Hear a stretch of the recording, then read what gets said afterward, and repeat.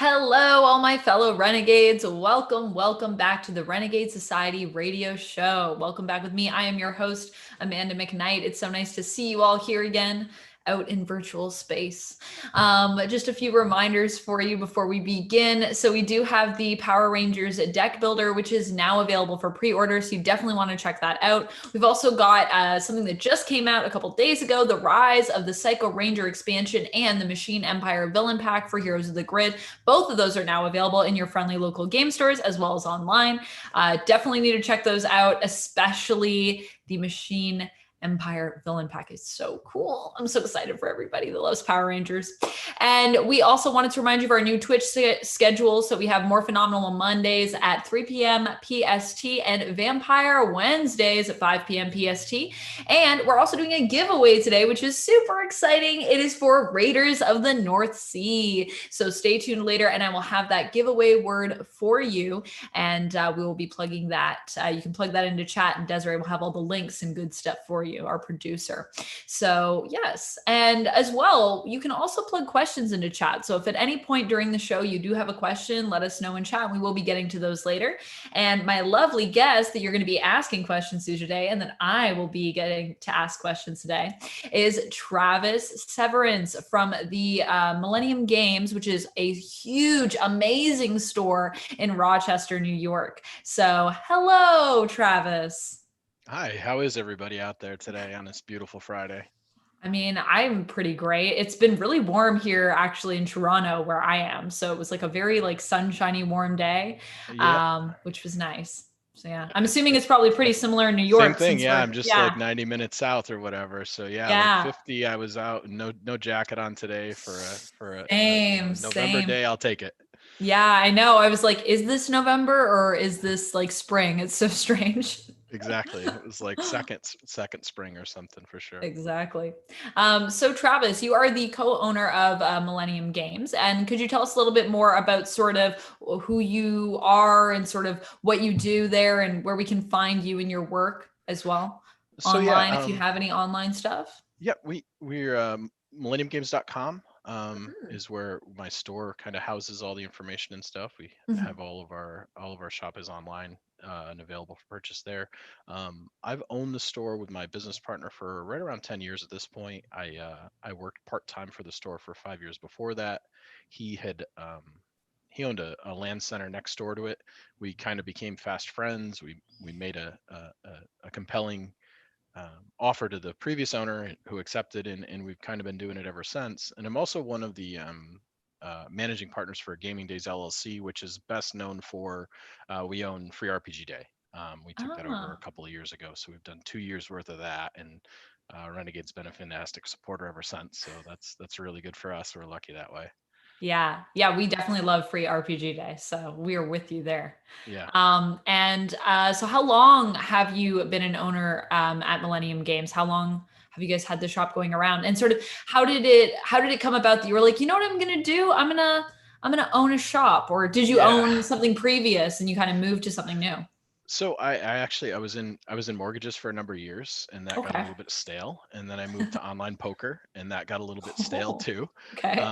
And then I was a customer for a couple of years, and then I started working there part time on weekends and stuff like that, just because I enjoyed the hobby. I liked games. It was something that I was passionate about.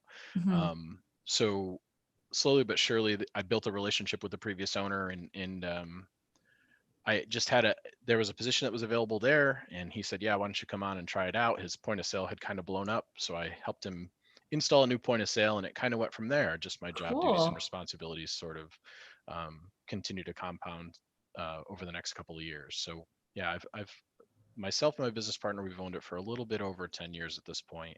Wow, It's that's a been long a game time. store in that location for about 35 at this point, though. So it's That's like amazing. it's kind of a landmark at this point where we're at. So yeah, it's a nice place to be for sure. That's great.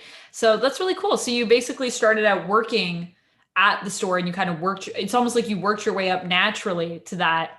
Yep. Because there's a lot of people that come in and buy a store because, they're passionate about gaming or whatever it is, but they've never done like any retail. So they're kind of like, I have to learn as I go. So it's really cool that you 100%. got that experience. And then were you still working with people like when you took over? sort of in co-owning it. Were you still working with people that you had worked with like on the floor as well? So yeah, so what happened was when it was sort of a merger that occurred. So there was his business that was the land center, and there was our business that was all the analog centers. So we kind of merged the two of them together. So we had digital and Cool. analog for a little while. Some of his employees stayed on for a little bit, and most of mine stayed on too. And a lot of them still work for me today. Some of them were there So before I awesome. was there. Yeah. So yeah, I would say that my average employee's probably been there for 7 years or so at this point. So both of my managers Wow. have been there as long as I have, and I've got a couple of other guys that kind of started around the same time. So yeah, we it's the seniority in the store is pretty high at this point. Some of it's higher than my business partner actually. So It's as far as awesome. being at Millennium. Yeah, that's amazing. Wow. Well, congratulations. Yeah, thanks. That's really good retention for Yeah. staff. Oh It's yeah. really Yeah. nice to We do have pretty that. well. Yeah. I mean, it's Yeah. about half and half. I'd say half of our employees at this point are part-time workers, which Mhm. we've got 3 local colleges that are pretty significant in size and stuff like that. Yeah. There's a lot of gamers that come from there, so we get a nice crop of new employees that kind of come in every semester. So Yeah. And that are our options probably are like pretty super wide. psyched about like games. Yeah, they enjoy it. It's much Yeah. better than working in the cafeteria at the college or whatever, as far Mhm. as that goes for a job for something to do during the school year for sure. That's awesome. So, this year has been probably pretty interesting, I imagine, for you at the store, and I think for everybody. In terms of gaming and in terms of what kind of categories of games are popular, I mean, obviously, we're seeing a bit of a different trend, I think, in what people are playing because the groups are kind of changing and our needs are changing as gamers. So, have you noticed any sort of changes in the categories of games that have been popular? And were there any changes that in trends that you kind of were able to anticipate, or what was that like? So yeah, one of the things that we sell in our store is disc golf. We have a massive disc golf section. So during the summertime and during a nice fall, disc golf, you're immediately social distanced. Nobody throws their discs on top of each other. We've been carrying disc golf for years, so that ended up being a boon. I'm sure much like camping equipment and bikes and outdoor fitness stuff and that kind of thing was really good for us.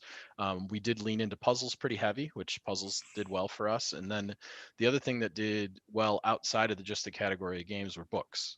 Um, Oh, you've got online retailers that you can go to, and you've got Barnes and Noble that you can go to, but we I do most of the book ordering in the store, so I have a really nice sci-fi section. I've got a really nice fantasy section, and then I also keep on top of like the most recent trends and stuff. Like Queen's Gambit is obviously really really popular right now on yeah. Netflix, Yeah. along with chess. Like we've got a Yeah. significant amount of chess that we're selling now, which That's so if you would have awesome. asked me about chess 2 or 3 years ago, it's non-existent. And now there was a big article on NPR today that's good luck finding a chess set because of this amazing Queen's Gambit show. So we were kind of ahead of that, and I had kind of taken a guess on that and predicted it pretty well. So those chess sets have been selling well, which is great because it's a classic game.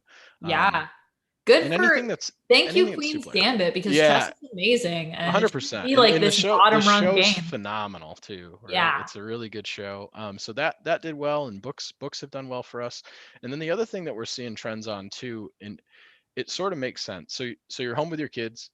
There's a whole generation of players that I saw in my store that grew up on both Pokemon and Yu-Gi-Oh! And they've since had kids that are now getting to be old enough to play Pokemon and Yu-Gi-Oh! And since groups are much smaller now, I'm seeing a ton of parents come into the store that were my customers when they were younger that have had kids now that are now playing Pokemon and Yu-Gi-Oh! Card game with them each other. So they're playing it with their kids, they're coming in. So there's Yeah. this other resurgence of both of those card games because it's really the first time there's been a second generation for them. So they were older players. They've got kids that are now old enough to play the games. And both of those games now we're seeing a huge influx in players and sales and stuff like that because they can take it home and they can play with each other and they're learning at the kitchen table. And it kind of builds in that, that relationship developing that parents want to do outside of the homeschooling that they're, quasi forced to do at this point. So Yes. Yeah. we've seen good numbers on those things too. That was a little bit less predictable, but seeing it now, it makes a whole ton of sense. Hmm. Hmm. So those spaces have been good. Obviously, cooperative games and two-player games have done really well during this period of time as well.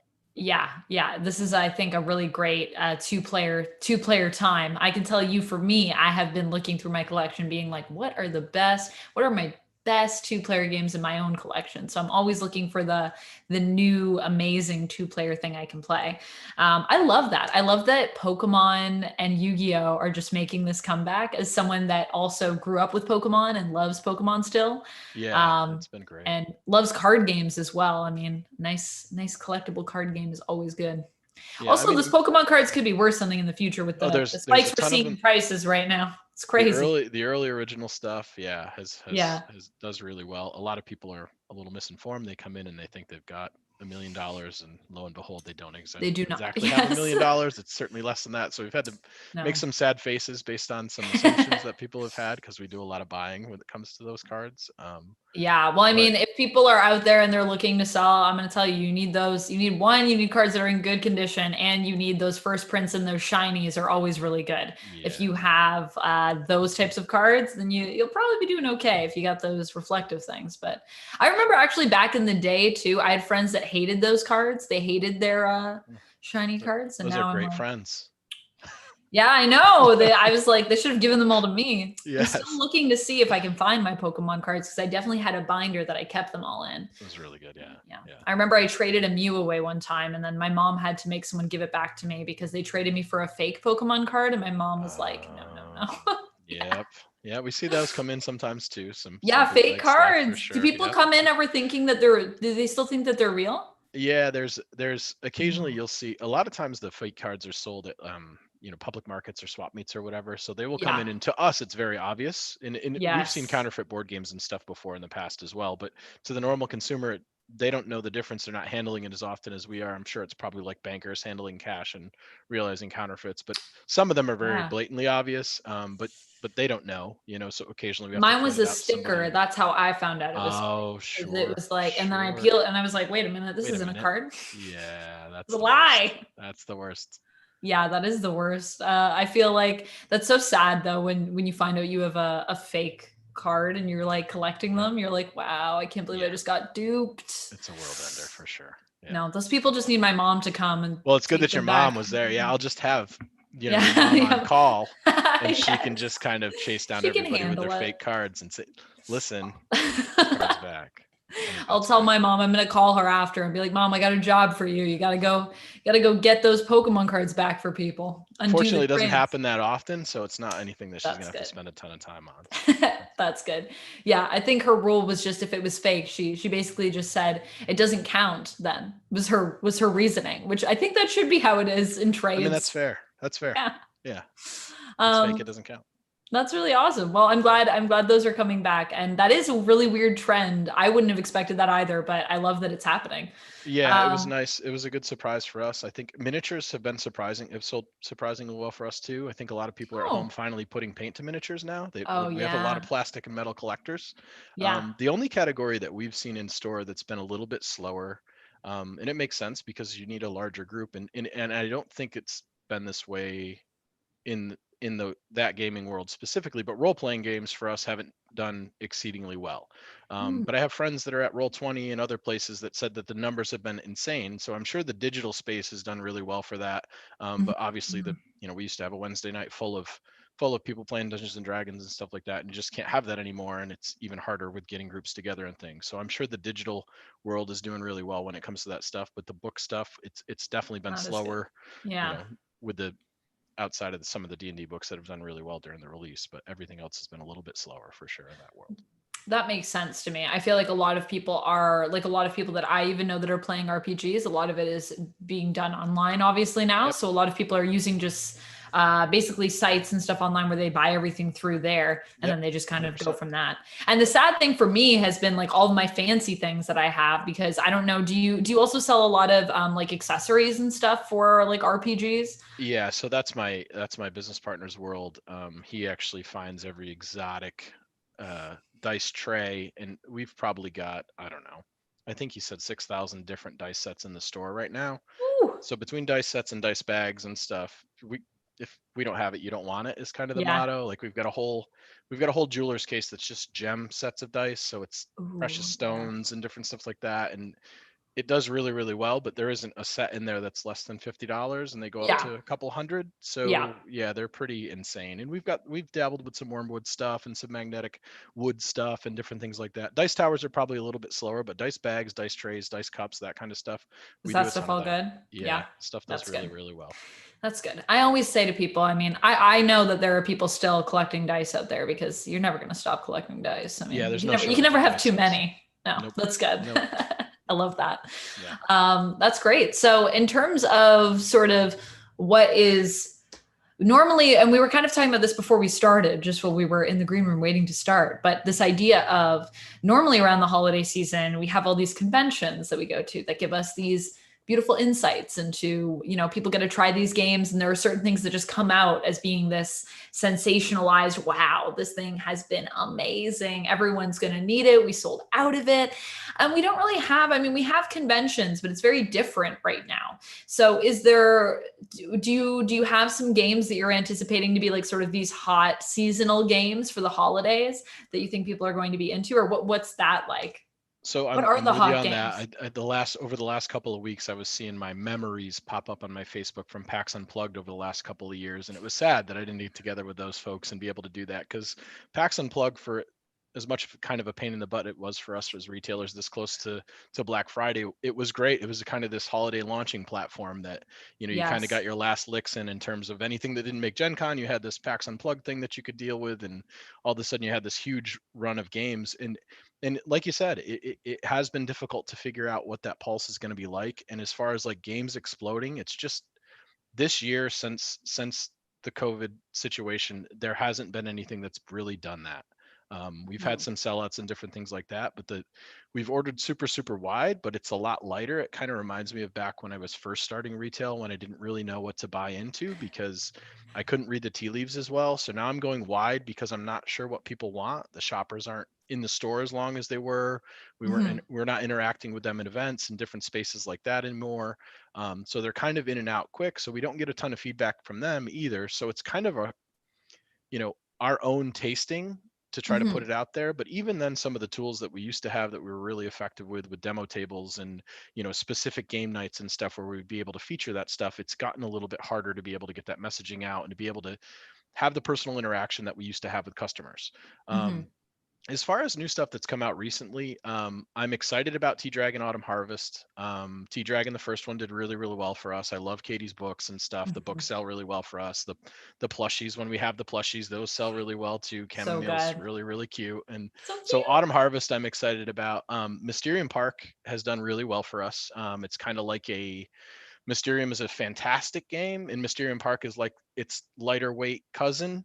That Oh, the I love people that that. couldn't handle Mysterium, and you want to kind of bring them into Mysterium Park first. So Mysterium Park has done really well, and then Viscounts of the West Kingdom, for something that's a little bit thicker, people that are Mhm. familiar with that style game, that's done really well for us too so far. So those are kind of the newer stuff that we've done that we've seen really good growth numbers on, and we have really good pre-order numbers on Autumn Harvest and stuff. So Yeah. those are the three that I can think of off the top of my head in the last 30 days that have kind of done well for us locally, anyways. That's good. I'm so Yeah. excited about Autumn Harvest. It's Yeah. really, really fun. I'm like obsessed with that game. So, Hmm. and I've played also Tea Dragon Society and own it, and that game is so good that like even fans of Tea Dragon Society need Autumn Harvest because it's just refined and so many new things that you get, and you're just like, oh, It's two I player need all of too. the things. It's two player Yeah, too. and So it's two you player just as need one well. other person to play, and you're good to go with that. So that's a nice Exactly. part about that. And the price point's Oh, really nice too. the price point is also great. But yeah, that's really exciting. And I guess the other thing is I guess the other side of it is that it's kind of interesting because you're saying, it is hard to predict what these trends are going to be because you don't have those on the floor interactions, and we don't have these sort of quite as massive events where we can really be present and predict. And I also loved PAX Unplugged because I also would do some holiday shopping while I was at PAX Unplugged. So it's a great Absolutely. holiday show Yep. to kind of get that in there. But do you find that on the other side of it, that there's more potential for games in terms of, as opposed to it being like, oh, well, I just know I need these three things because they're the new hotness and that's all I'm into. The people are more sort of open minded to sort So of checking out something new what's that's different. yes, yes, they are. But I think we've done is we've buoyed ourselves to games that we would consider our classics or sort of our evergreens, Mm-hmm, mm-hmm. because when you don't have the momentum of influencers or conventions or direct contact or direct selling that you can do with customers, tried and true stuff all of a sudden becomes the thing that you go to because you're Okay. not It's worried like a about fallback. discovery. Yeah. Yeah, so for the last 5 years, new releases have kind of been like a fire hose in the mouth for us as retailers. There's just 100 new games coming out every week, and it's just insanity. Yeah. So, like, like somebody in CrossFit, like we, as a retailer, I trained myself for that kind of environment. And now that hose is literally shut off to almost nothing, and there's nothing Yeah. out there, and the buzz is really hard, and it's hard to get the information out to the customers about the new product and stuff like that. So everybody that's coming in now for holiday shopping and stuff, we've kind of what we've done in the store is we have a promotion that's going on that's the three ghosts of giving essentially. So I've got a display Okay. in that's the ghost of Christmas past, and it's all of our past Christmas hits, and the ghost of Christmas presents, and it's Mm-hmm. all of the stuff currently that sold in the last 12 months that's really popular. And then we've got the ghost of Christmas future, and those are our anticipated bestsellers for new releases. So we've got Okay. displays that are going to be set up in the stores with these really cute ghost graphics that a friend of mine designed, That's um, cute. that will lead holiday shoppers to a space where they can feel confident that these are games that have sold really, really well for us without Yeah. us having to hand sell them necessarily or be right in their face. So they can go to the display, feel comfortable with that. So we've kind of got some traditional advertising that's going to go and speak to that with radio ads and stuff like that, Uh-huh. to try to guide them on their shopping. And having the confidence to put something out like a Code Names or a Splendor or any of those other games that people clank, that are really, really popular, or Fuse or Mhm. something like that, that people that we're not worried about whether or not they're going to enjoy what they have, is kind of been the resurgence, as opposed to just going through kind of murderer's row of all these new releases. We don't really have that now. It's certainly less than it was before. So now it's kind of lean back on the classics or the stuff that people maybe haven't seen, and try to match them up as best we can with stuff that they haven't played before, or things that they like. Yeah, that's great. And I love that's such a creative, like cute way of giving people sort of like a gift giving guide and like a way that's fun and interesting and is going to make people, I think is going to really draw people in. So that's Yeah, really the awesome. graphics are really cute, and it's kind of a Yeah. different take. And it was some way like we kind of needed a standy salesperson, because we don't want our sales staff out engaging as much as they used to with the aisles and Mhm. things like that with social distancing. So we needed something that was going to be our salesperson on the floor that they could be Yeah. comfortable with. So that was kind of a way that we're going to do that this year for sure. It's a literal stand-in for them, just so Absolutely. they have the Yep. thing. I like Yep. that. That's Yeah. awesome.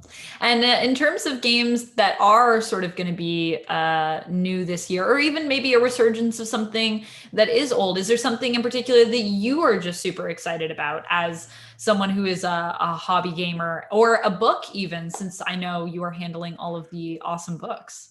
So obviously Gambit selling really well for us right now. Yeah. We've had that in, that's done really well for us.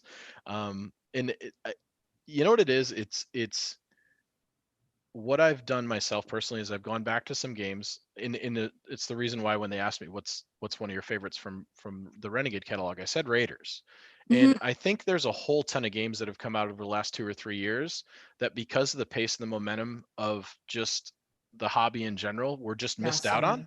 good. Hmm. So now you can actually go back to your shelf and kind of revisit some of those, and then kind of bring out some of those classics once again, and take a look Hmm. at something that maybe didn't have the same velocity before, but is a good game, and you can reshine some light on it. There's a whole ton of stuff that maybe isn't as popular out there in the kind of the zeitgeist of it, that we're trying to put in front of people's faces. With Raiders did really well for us, but we're trying to put that out there again.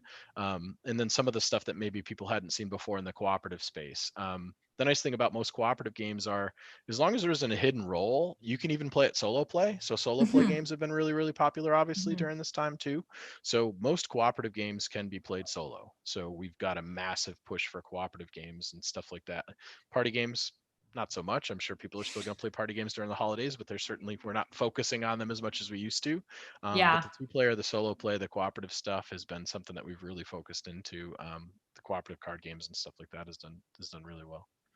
It's so interesting to try to approach party games now because you kind of have to also think about like what are the components, what are we doing with the components, how much like interaction. Like for example, I wanted to bring telestrations to a thing the other day, and then I was like, oh, I can't even like we can't even if we distance, this just isn't a very safe game to bring because like What am I we're gonna? What am I gonna touching. passing the thing or touching the Yeah, thing? like Like unless we it's. all wear gloves, maybe then it'd be a bit better. But I was like, And they're like, how much fun are you they, having? You've got to turn this into a hazmat suit yeah, situation, and yeah. And I was like, it's And so it's yeah, very interesting to kind of see like what are the games where you can still party, but it's like sort of safe. And yeah, that's been interesting, especially because a lot of party games are very like close and interactive and sometimes also very physical. So you're yeah.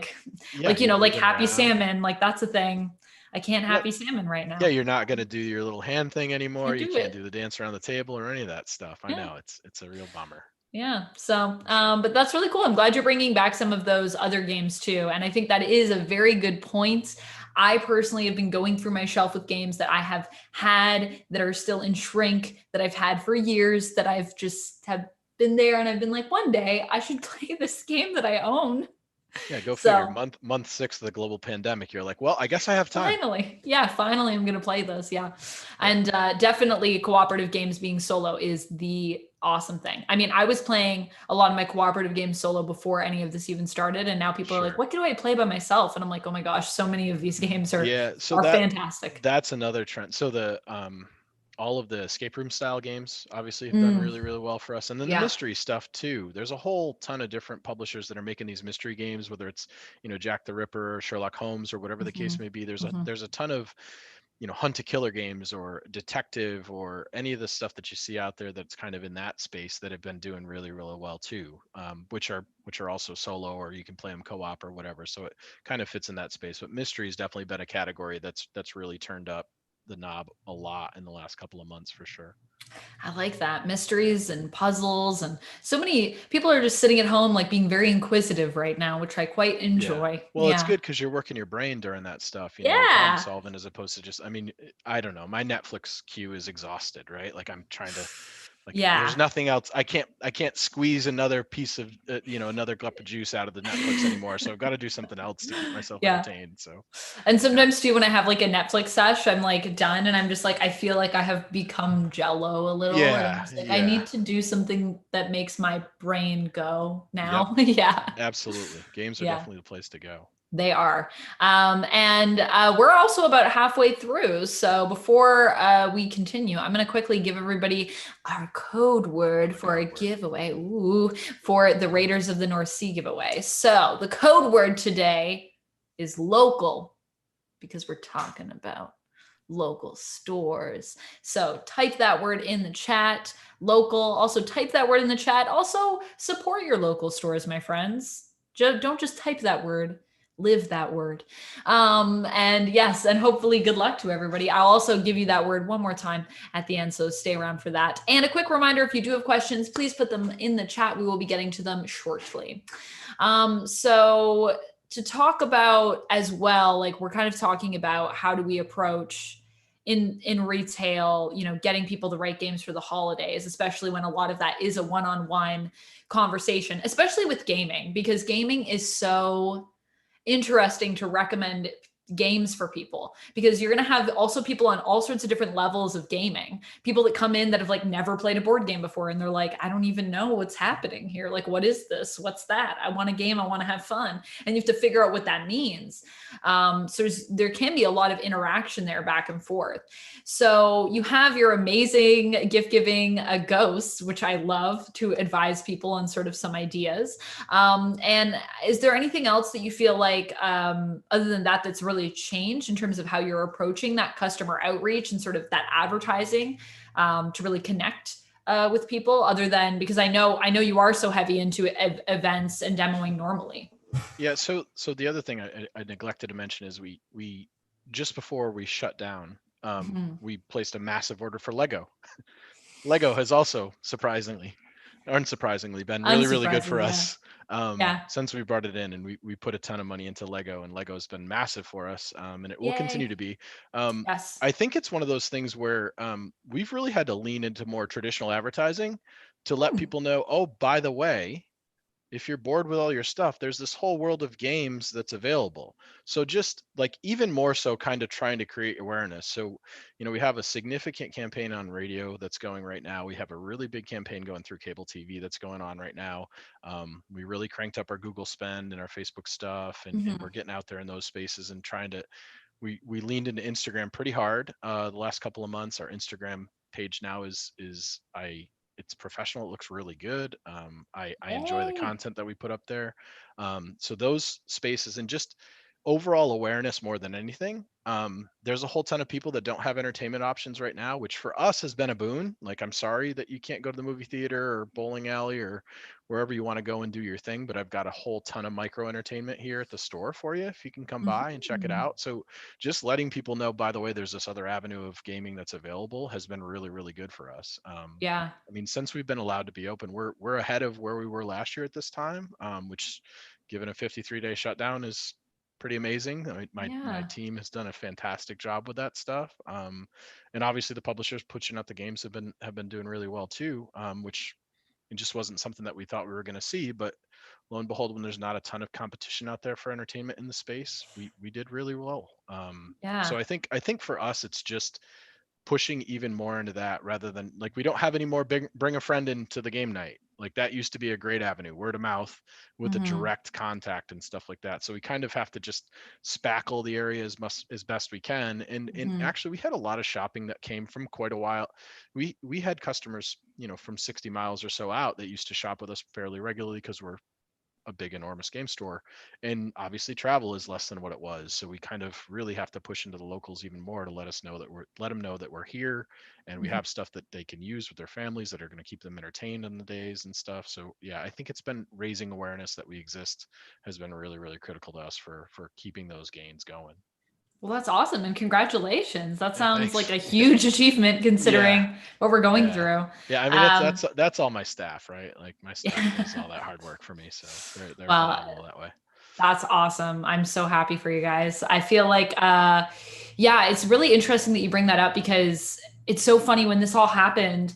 Even here in the city, I was talking to friends that I have that we're gamers and we love playing board games together and tabletop games. And they were just like, "Oh, I wonder what it's going to be like for board games." And initially, and we were all kind of speculating it could go either way, like could be like really bad or it could be really great. And I'm so glad that what I've seen so far has been the opposite of that. Has actually been it's been really great because people are just like, oh, I'm at home and I want to like actually engage with the people that I live with because the other like so many of our other entertainment options right now are tune out to everybody and do this thing. Correct. And it's you Yeah. in this thing. And also there's not a lot of even engagement sometimes with you and stuff. Like I can play video games and I'm engaging, but if I'm just watching streaming services, like Yep. I love watching stuff and I love reading, but there's a part of you that just kind of like goes somewhere else Yeah. for that, And right? It's and we're escapism. missing out on that play, as the reality of the world that we're in, and it's kind of Yeah. like as adults, if we don't get enough play, it's certainly going to hurt our mental health. We need to play. We Yes. need to do that play. It's super, super critical, regardless of how old we are or what we're doing.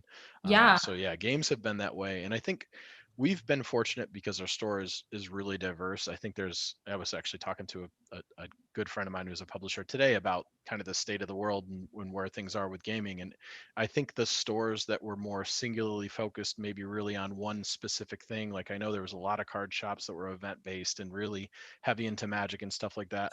While the Magic product has sold really, really well, not having the events to kind of platform that off of has been really difficult. So I think if I had to guess, I would say that the more diverse your game store is right now, the better you're doing, and the less diverse and more singularly focused, you're probably struggling because Yeah. those releases are super cyclical.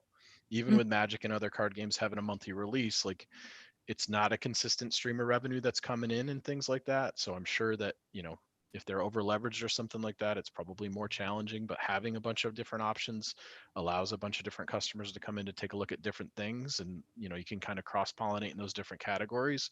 Yeah. Whereas, if you're more singularly focused during right now, it's probably challenging. Yeah, that definitely sounds, and I mean, it sounds like at Millennium you have all of these different categories for people to like. What are you looking for? We probably have it. Like if it's 100%. something tabletop, we've probably got you. Or Yep. and we've also have books and we also have puzzles. Like you're Yeah, doing and we everything, got a which is ton of, I great. mean, there's a ton of pop culture stuff that we have. We've got coffee mugs and backpacks and like, I mean, Baby Yoda masks are doing really well right now, as you can probably Yes. imagine, right? Like, Yes. yeah, Yeah. we're doing well with those, or the little, like, the we got a whole bunch of like geek centric. They almost look like can backpacks, but Yeah. they're Baby Yoda, or they're a Nintendo controller, or they're Lego, or they're whatever. There's a bunch of different neat Yeah. stuff in that space. This time of year, obviously, those tchotchkes and stuff like that do really, really well. So, Yeah. yeah, it's one of those things where we've leaned into pop culture a little bit with some of the cycles and trends and that those sales have been really good too. That's great. I guess that means if people know their shops, know they have friendly local game shops that do one thing and that's like the only thing. If you really want that thing, I think a good way to support those places would just be like really make sure if you want that thing that you get it from them because they're probably like, we Yeah, only have this thing. Please absolutely. help. This is what we've got. We've got our one thing. It's here. Please Yeah. come and buy Please it come from and get us. it. Yeah. Yes, So important. absolutely. And so I know that events have also been a big thing though for Millennium as well. So how has that been sort of not having those? And is there something that you're doing instead to sort of supplement events or something that people can do like online or what has So that been like? we had an we had an e-commerce presence before, but it was pretty Hmm. limited. And Okay. during the shutdown, we turned the entire store through our e-commerce platform. Okay. We loaded the entire store into our website now, so that's available. So we used to have a private game space that you could rent for time to bring in your group and do your own thing. Hmm. We've converted that over to double the space that we use for online order processing. We've just Okay. needed to do that. We bought two different robots for magic card sorting because we needed to do that, which actually we Hmm. bought two robots and we had to hire three humans to process the work that the robots were creating. So it was a win-win for everybody on that one. So yeah, Yay. our retail space that was focused on events now has turned into either order processing space, or it's moved into, like, that one section is completely the online room now, where we've kind of expanded that out. Hmm. Our larger event area now is going to be nice for, we're going to do our Black Friday sale kind of spread out over a number of days to try to slow down the number of people that are there and the lines and different stuff like that. So our event space is going to house a lot of that sales space now, so we can stretch people Mm. out and widen the store and make sure that there's, a good amount of space for people to kind of move around to do that stuff and stretch it out over a period of time, because we just think it's the best thing to do during that time. But we've got a ton of tables and chairs that aren't doing anything other than kind of holding product at this point. So yeah, we've done our best there. We've done some digital paint and takes online. We've had some different engagement opportunities there, but we haven't leaned into the digital content in the way that some of the other places have, because our brand as a retail store is really on the upper end of the industry, Hmm. and we kind of try to go into things where we don't want to do it where it's mediocre. So Okay. if we're going to get into the digital space and we're going to do content that's going to look good, that's going to be reflective of what we do in the retail space, it's got to kind of be in line with it. So Hmm. with Hmm. the two WizKids paint and takes that we did, I have a part-time employee that works at one of the news stations. So he brought in all of his cameras. Like, we have a Wow. full-on news station set up in the store to do all the paint Cool. and takes and stuff. He's got Yeah. the microphones, the lighting, all the mixers and that kind of stuff. So he does that professionally. So we felt comfortable being able to do that. But the other stuff, there's so much variety out there that making a program that makes viewers want to tune into our stuff versus the really good professional stuff that's out there, it's hard for us to really compete in that space. We might go down that road. We'll see how long this thing ends up going. Yeah. But for right now, we haven't done a ton of that because there's just so much of it out there that it's a lot of loud shouting and that kind of stuff. And trying to find the things that we Yes. like and the consistency to do it is hard to do. Mhm. Which is why I like you guys have the great schedule. Like, I can get on there. I know what you're going to do. You're going to do it consistently. I can tune in, whether it's Morphin Monday or if it's the Wednesday night vampire thing, which is a lot of Oh fun. yeah. Like, those things are great. So Well, thank you. Yeah, I feel like that's a smart way to look at it though. So it sounds like you've kind of used what you have to transition to what people need right now, which is just more people need to get things and have them be more accessible and have them be safer. So you're correct. just like, well, this is an awesome events thing that we like to do, but right now it's more important that we keep people safe and get people the stuff they need as opposed to them being like, I just can't get things because I'm all the way over here and I can't even come there because I can't travel, which is Right. hard. Exactly. And have you ever thought about partnering with anyone though in terms of content creation? Like, is that a thing you think you'd ever be interested in? Like maybe someone locally makes content and they were like, maybe we could do something with you or like It's a showcase. thought. So we wanted to. we've still had some hiccups with our website and different things like that. So we started working with a new company that was, so we needed a system that would have the point of sale system talk to our website and make sure that we weren't overselling or underselling or doing any of that stuff. So Yes. that's a long sort of arduous process, and nothing that we Yes. wanted to go super super live or super super national or start promoting on a bigger scale than locally until Hmm. we felt really really good about that process. Now Hmm. content creation and stuff like that without some kind of an opportunity to uh, attain revenue didn't Yeah. make any sense before. So now that Hmm. we feel better about that space, looking at that as an idea or coming up with something that points people in the direction of new products and things like that, at least for the locals to sort of tune into to take a look at, and even the national and even a national viewer audience, Yeah. becomes a lot more of a realistic thing. Before, content Yeah. creation without an opportunity to kind of make revenue to pay for your content creation doesn't Yeah. make a heck of a lot of sense. You know, you guys Yeah. have that built in. You've got a whole product line and stuff like that. And we didn't have that before. So like that's sort of the next step thing. It would make sense. Like we wanted to Cool. make sure that our social media content was good. Our Instagram is definitely on point now. It's looking much more professional and very, very well done and stuff. So when we got to that space, we wanted to make sure that we kind of set the stage so those people that were going in to look at our other media and stuff like that would go, oh yeah, these guys are professional people that are doing things in a good way. This is the Hmm. reason why I want to tune in, and this is the reason why I should pay attention to them, because they're topical and they know what they're talking about. Yeah, So we that's didn't want to great. we didn't want to ever, we didn't want to kind of ready shoot aim it. Yeah. So we wanted to make sure that we went in the process of it. So yeah, that definitely could be an opportunity. We've had different people, and I've been on different shows before to talk about different things in the retail Hmm. space, but we've never gone and leaned into it ourselves all that much. So Hmm. it's Well, it it's could be definitely an interesting. opportunity. Yeah, yeah, for Yeah. sure. I don't know. I don't want to Uh, compete with you guys. You guys are too good. I mean, it's not, I always think there's so much room for people to make Oh, content. There's without a never doubt. any competition in my book. I'm always like, there's room for all of us in here, in my opinion. That's fair Um, enough.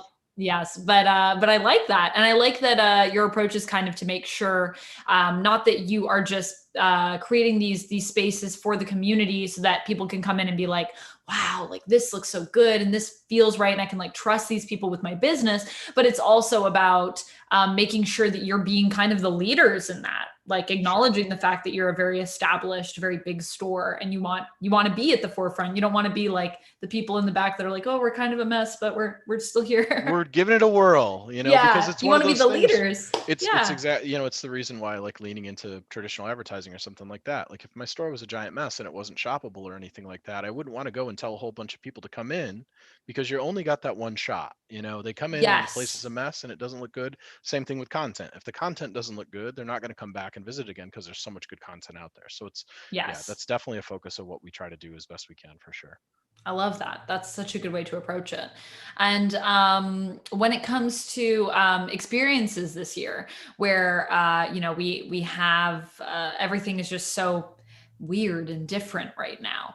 Is there anything that you've experienced or that you've witnessed that has really surprised or inspired you in terms of the current sort of state of the world and just sort of what retail is like right now? Has there So, been any so like wow moments where you're just like, survival wow, can be really inspirational, right? Like yeah, if you it want to can eat, be. you Yes. can be inspired to do a lot of different things. So Mhm. it's sort of one of those things where, um, the at first it was kind of a terrifying thing. What does this world look like where we don't have events? We used to have, we'd have anywhere between 120 and 180 people in our event space every day of the week in Wow. the Yeah. past. So there was all those people that weren't going to be in the store and all the number of people that visit. And then you know, how adaptable is the consumer going to be? How are they going to come out? What do they want? Okay, we can offer curbside. We did delivery for a little bit, and it had its ups and downs. And now that we can do shipping, it's a little bit better and stuff. But there was sort of this whole figuring out, feeling out process. And then on top of that, with guidances and guidelines and local guidances changing and federal guide, it was really difficult to sort of navigate. And then just as we kind of figured everything out, things got worse now. So now it's like, are we closing tomorrow or are we open tomorrow? It's one of those Yeah. things where like everybody's getting their temperature checked on the way in the door and stuff like that. Like it's just a very different world to think of. We are fortunate that we're selling stuff that people still, there's a lot of escapism.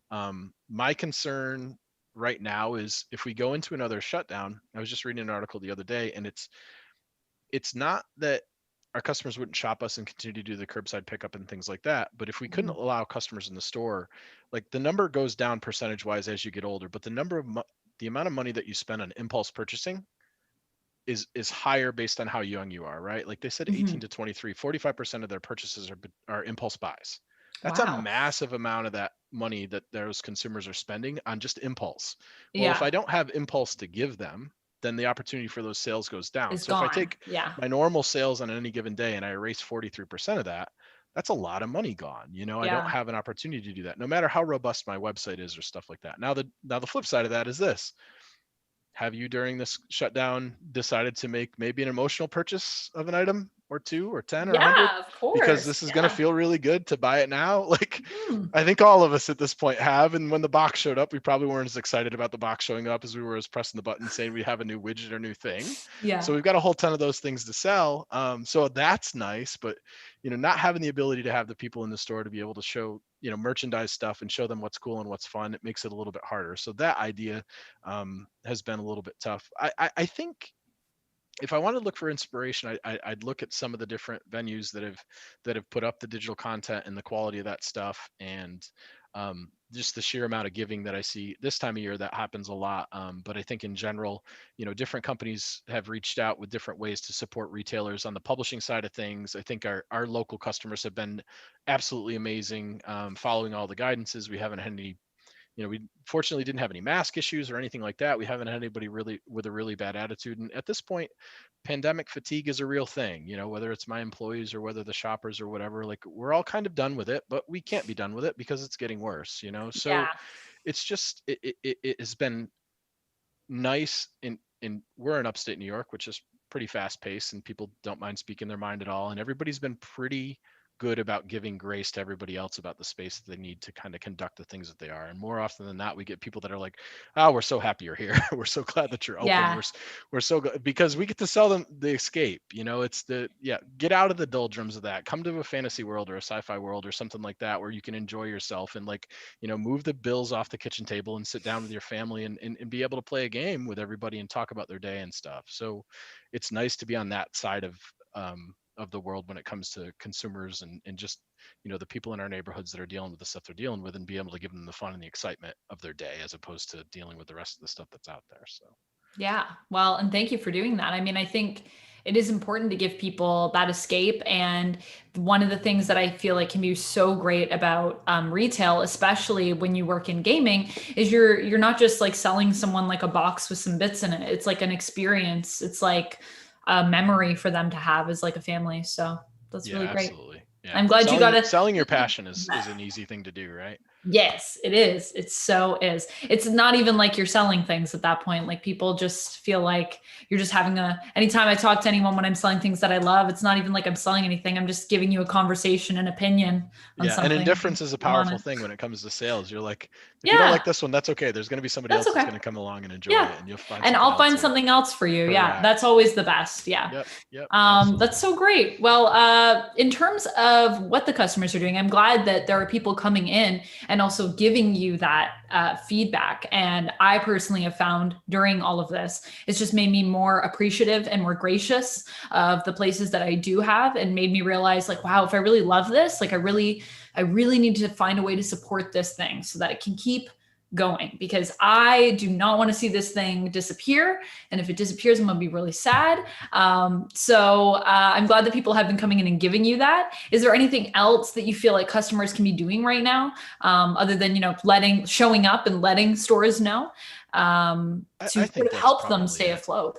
That's That's it. probably it. I Yeah. think if we see another round of shutdowns and things like that, just keep in mind, like, gift certificates from a store when a store's closed down, those hopefully are good and Mm, things like that. There's different, each store is going to kind of approach dealing with another shutdown if that happens in different ways. So I would be patient with them, check on their website, check on their Facebook pages, and see what sort of operation they have going on, and don't be upset if they're operating in one way where another store might be operating. Not everybody can do delivery, not everybody can do curbside, and there's different yeah. guidances and stuff that everybody's got to follow. So I think just take a look at that and give them a little bit of space, because I promise you there's nobody in the world that wants to sell you games more than we do. Like, we want to sell you games in the easiest way possible. We don't want to Mhm. make it difficult or challenging, or have any kind of hurdles that are there, but we have to follow whatever they're kind of laying out for us to do. So it's going to be different in each space, and just be patient with us, and we'll be as patient as we can with the rest of the world as it goes. So That's Yeah, the best that's way for sure. awesome. Yeah, I feel that. I actually my local comic book shop when we were in lockdown was closed and I had to order from them and I had to something got it got delivered but then it was they were confused based on my unit number and so it had to all get redirected and it ended up taking like an extra like month and a half or something for me to get my stuff and I just was emailing them and I just like, hey, I'm just checking in, but like no rush, no pressure. I know things are crazy. And they had to wait because I'm pretty sure the owner of my shop was like getting stuff sent to their house while stuff was closed. Oh, that's So a I real just, thing. Yeah, yeah, absolutely. We had deliveries that stopped. FedEx just decided to stop and they got sent back. And like when we reopened, they were like, wait a minute, I'm missing 4 or 5 orders. Oh yeah, well we sent them back or they weren't in the warehouse. So there's all kinds of shipping weirdness that goes on. And if you have it yeah, redirected, I had shipments redirected to my house because I was gonna yeah. be at my house. I wasn't gonna be at the store to let anybody in to do that. And they it wasn't like they were gonna be able to give me a window to be able to do that too. So yeah, it got challenging. I'm processing orders in my living room floor. It's a Yeah. And different I different mean, world. I just thought of that and I was like, well, I remember I was talking to like the owner, I'm pretty sure, and they were just like, this is the thing and this is where stuff is. And it was like, man, how many comics do you have in your house right now? Like, do you have space to live in there? Like, I can't even imagine what it's like to go into your home and be like, this is all of my retail Yeah, here here it in my is. living room. Yeah, Yep, it's a lot. yep. So I think it is very important for people to be patient because you don't even know how crazy. I mean, people know how crazy it can get for them. Just imagine it could be like that for someone else, but now they also like own a store. Right, So that's a lot. right. Yeah. Yeah. All right. Well, yeah, that was awesome. I'm going to open it up and see Okay. if other folks have some questions. So we've got a few minutes left here. Also, thank you, Travis, for chatting with me. It's been so awesome to see the retail side of things because I feel like I've been so removed from retail in a lot of ways for gaming. So many of our retail stores here in Toronto have just been like closed for a long time. So yeah, it's been Yeah. crazy. Yeah. So yeah, Desiree, what you got? All right. So, one thing, it wasn't necessarily a direct question, but um, just if you can comment about it, I guess someone wasn't aware that Millennium Games sold used games. So, I don't know Oh, if you can Yeah, we speak do. about that a little bit.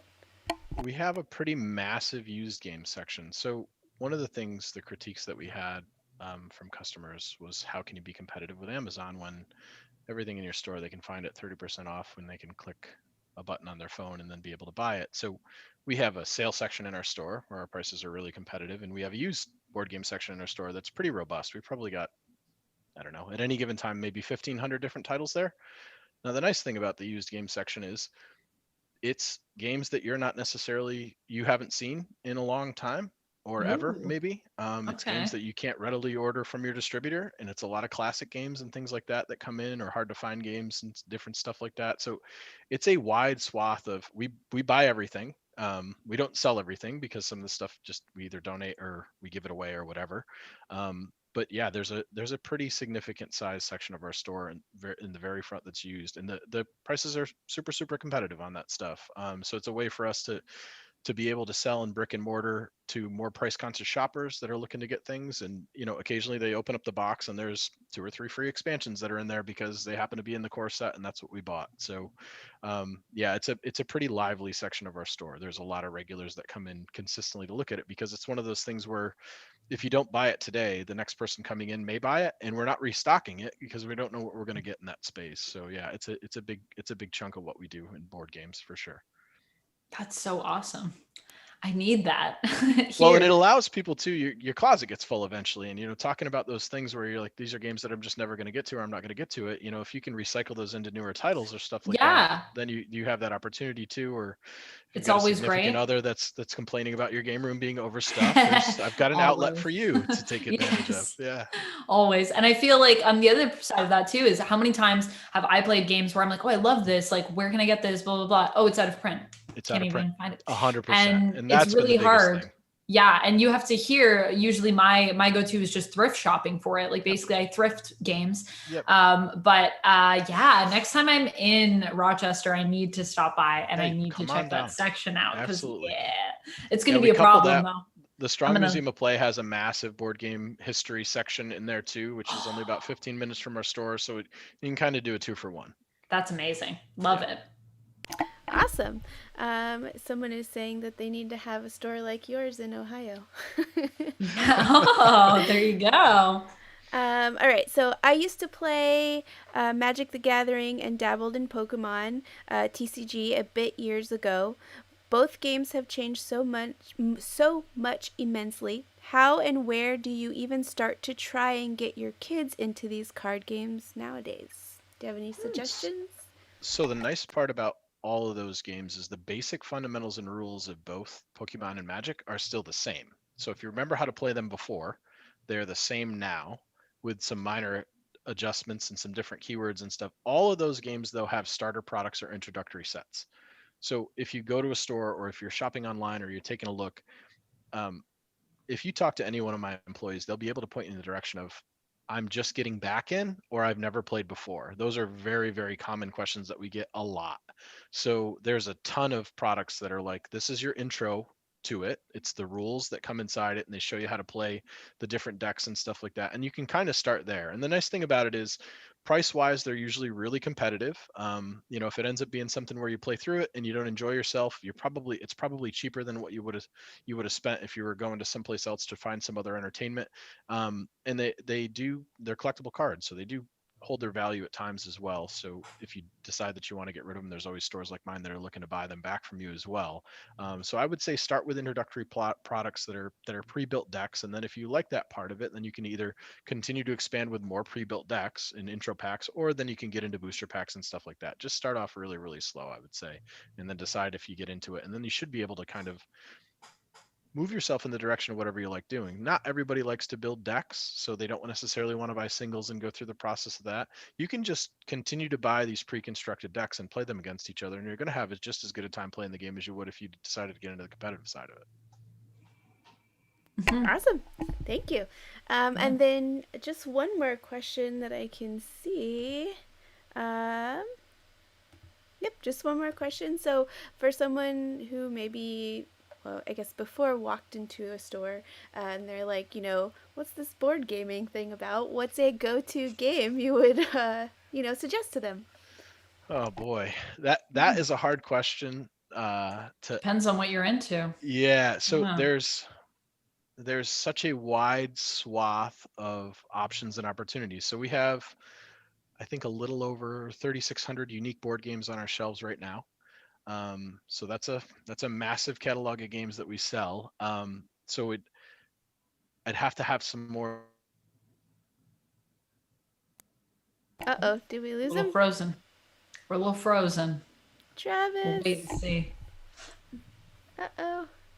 Uh-oh. We'll give it Because I asked him the hard question. Yeah, see? That's what happens. Discovery questions. Oh, there we go. There we go. Are we back? Yep, Okay. we're back. Yeah, we're back. We got you. Yeah. So there's a whole ton of questions that you have to go down to, and you start with how many people do you typically play with. If you play a 2-player game and you like card games, I would maybe start with that really nice Fox game that Renegade sells. I think that's a lot of Fox in fun. the Forest, yeah. Fox in the Forest is fun, and Duet is also fun. The follow up to that and stuff. And there's other questions that I'd have to ask you to decide where you were going to go with that. But I would probably start you. I have we have the stores divided by departments, and we have bestsellers and we have classics and things like that. So I would start in that section. I would show you some of the classics and show you some of our bestsellers and give you some descriptions on that and kind of take it from there. So it's one of those things where if you've got a local store that you can go to and talk to one of the employees there's always going to be a board game nerd that's on staff, and they will be able to happily guide you into whatever you want. Other than that, I would just, if you're looking initially, you want to take a look at some online content. You can either watch shows like this, or you can check out Shut Up and Sit Down, or any of the other great places that are out there that'll give you, at least a summary of what's going on in the game in a very comedic approach. And then if you find something that you enjoy, you can kind of branch off of that. It's such a difficult question to answer without having more information on what you like or what you enjoy or how much time you want to spend or who you're playing with and that sort of thing. So true. That's a tricky one. I was going to also say, if you ever want to, you can always tweet me. If you ever want to tweet me and ask for suggestions, I do randomly respond. People will send me messages and just be like, what should I play? This is how many people I have. I will always answer your questions about game suggestions. I love it. Also, if you're into Queen's Gambit right now, I was going to say there's a couple other abstracts out there that are really good, like Quarto and Yinch, the Duke. So if you want something, if you can't get chess right now and you need it, those games are also great. Yeah, to reach out to. Onitama kind of fits that space as well. Yeah, too. That's a cute Onitama, kind of a chess so variant. good. Very good for So 2-player, true. super portable. It's Yeah. super portable. I also played a giant size Onitama at a con last year, and that was also amazing. Yeah. I need to play like giant chess at some point in my life, I think too, where like they're like huge pieces. It just makes every move more epic when you play a giant size abstract. And you can be socially distanced if the pieces are 6 foot tall and you're like 4 feet away from you on the board. Yes. So that's probably a better or way if, to do if it. you just, I definitely also want to play one time where I'm like a piece at some point. There I you think that go. would be cool. Like in Harry Potter. Little Harry Potter-esque, yeah. Yeah. Part of it. Little wizard's chess. Yep. Awesome. Well, it looks like that is all of the questions. Yep. Awesome. Well, thank you for those questions, friends. All good questions and some very thought-provoking questions as well. Cool. Well, thank you so much for joining us, Travis. This has been really awesome and really insightful. And I'm so glad the store is doing well and you're finding ways to just keep it going and keep it going strong, sounds like. Yeah. It's been surprisingly good. As long as we're allowed to continue to sell games, things are going okay. We'll see how long that lasts. Yeah. Well, my fingers are crossed for you. Hopefully it lasts for a long time and people are still coming in and still finding ways to reach out and engage. And, hopefully you don't have to continue to read people's minds for forever. And no kidding. Yeah. I'm hopeful of that too. Yeah. So before you go, just remind us of sort of who you are, what you do, and where we can find you and the store online. So yeah, Travis Severance, owner of Millennium Games and also one of the founding partners for Gaming Days LLC. We do free RPG Day. So millenniumgames.com. You can find us on Instagram, Millennium Games. You can find us on Facebook, Millennium Games. There's 2 L's and 2 N's in Millennium. A lot of people forget that, but it's there, I promise. So if you're searching and you don't find it, absolutely there. We have all of our games are online as well. So we ship to pretty much anywhere in the continental US. And if you're in our area, we're in Rochester, New York. So definitely feel free to come by and take a look. We're 11,000 square foot of gaming. So it's pretty sizable for a game store. We handle, a wide swath of gaming. So if we don't have it, you don't want it pretty much. That's awesome. And you still have the used games as well. So people can also. Yep. Amazing. Without a doubt. Yep. Although I'm assuming you have to come in to get those ones. They aren't online. You got to come in. Those ones aren't online. Yeah. That'd be crazy. It's a little bit trickier. Yeah. Because they're changing all the time. They're changing constantly. Now we do sell some of those online, but those are usually on our eBay store. Okay. So if they're very sought after or stuff like that, we'll give them a couple of weeks on the shelf locally. That's and then nice. If they don't sell locally, then they'll go off to the internet world. So also on eBay then, friends, if you can't get out and you want to check to see what's there. Very exciting. All right. Well, thank you so much for joining us. Before we go, I would just like to say to everybody, thank you, everyone, for coming and watching and joining us and chatting retail. Just a couple quick reminders for you. We do have the Power Rangers deck builder now available for pre-order. So go check that out. It is one of those new hotnesses, in my opinion. I think you definitely want to check that out. We've also got the Rise of the Psycho Rangers expansion and Machine Empire villain pack for Heroes of the Grid, which are now available at your friendly local game store and online. Don't forget to check out what's happening with your friendly local game store and support local, because it really does make a difference for the industry and for these people who are literally helping you pick games probably most of the time. And just a reminder as well, we do have our new Twitch schedule. So More Phenomenal Mondays are at 3 p.m. PST and Vampire Wednesdays are at 5 p.m. PST. And before I go, one more time, I'm going to mention that code word for you. So our giveaway today was for Raiders of the North Sea, and our code word is local. So you can type that in the chat. And as I said, don't just type that word, also live that word, support local. It really matters. And yeah, that's all I basically have to say today. So thank you so much for joining us, Travis. Thank you, Desiree, for producing. Thank you. And we will all see you in the next time. And remember, play your game.